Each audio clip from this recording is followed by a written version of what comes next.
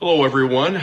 Again, I greet you with the words of the Lord Jesus, Shalom Aleichem, peace be with you.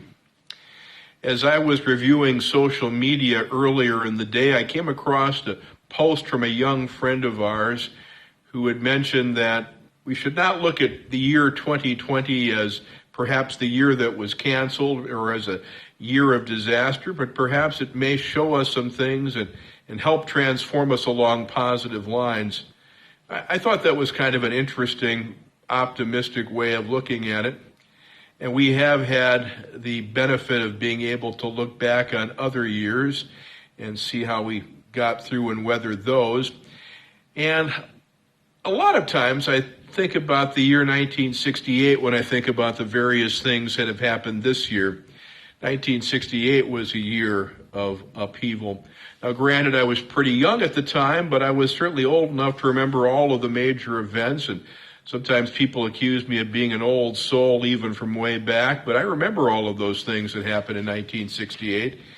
The capture of the USS Pueblo by the North Koreans, the Tet Offensive, President Johnson deciding not to run for re-election, the assassinations of Dr. King and Robert Kennedy, the student riots in Paris, Soviet tanks rumbling through the streets of Prague, and of course the demonstrations and riots that took place in Chicago during the Democratic National Convention.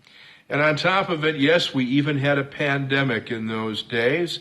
The closing months of 1968 brought us the Hong Kong flu, and that hit pretty close to home for us too. So yes, 1968 was a year full of upheaval, and even as a young person, I thought that this was more turmoil than I could have imagined, and I wondered how we managed to weather that as a nation and as a people. But eventually, we did, and I think the same will be true for us in 2020 at some point in time. I don't know how history will play itself out. I don't know how the major events will turn. But I do know this, that we may not know what will happen, but we know who ultimately is in charge of the universe and the way that it runs, and it's not us. I still believe in a God who is in control of the big picture, a God who is still waiting, a God who is giving us providential care every step along the way. We may be going through a time of upheaval and a perhaps once in a generation or once every other generation event.